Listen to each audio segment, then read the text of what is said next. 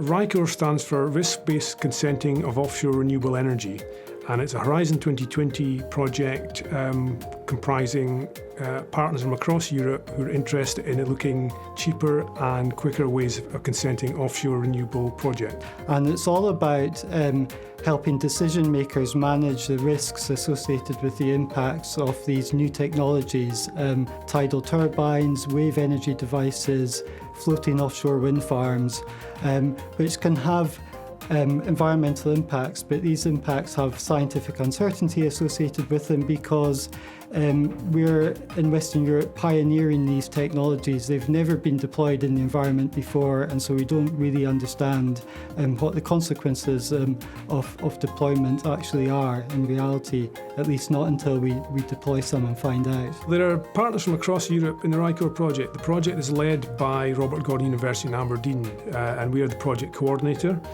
We also have partners from across Europe. We have Marine Scotland, who are the scientific arm of the Scottish Government.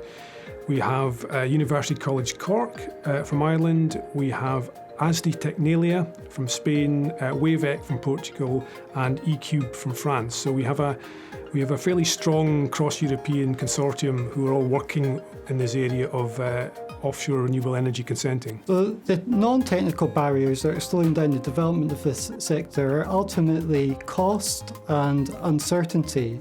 And the two features are very much interrelated. So developers can't afford the levels of data that are required to have a really strong understanding of environmental impacts, and so the question arises of how to optimise our management of the uncertainty associated with environmental impact in a cost-effective way.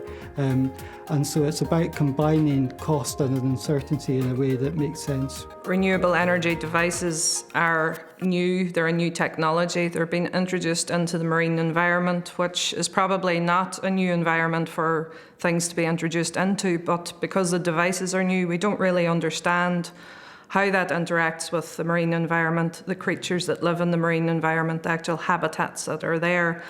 So that's a big uncertainty then when you're trying to give someone permission to put a device or a number of devices in the water. RICOR is really trying to see whether for small-scale arrays, which present very little risk and very areas which are not particularly sensitive environmentally, whether we can actually push forward and only perhaps require 1 year's worth of data collection, which will speed up the process and reduce the cost for developers. So the RICOR project is looking to overcome these barriers in several ways. It's about bringing partners together from the different countries that are involved in the project. So sharing our experiences, knowledge and understanding what works best and why. And that's been done through a series of workshops and meetings of the relevant experts.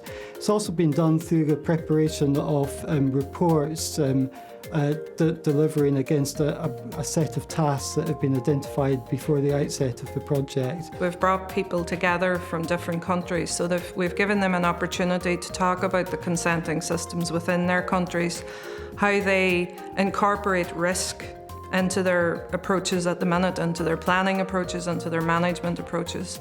And that's something that really countries don't get much opportunity to talk about with other countries or with other people who are tasked with doing the same job. Through those series of workshops, we've looked at different issues relating to risk-based management, so kind of the legal issues, the scientific issues. We've taken, I suppose, all that input and tried to come up with recommendations that we can take back to the European Commission in the hope that they will endorse risk-based management as a good way of progressing marine renewable energy.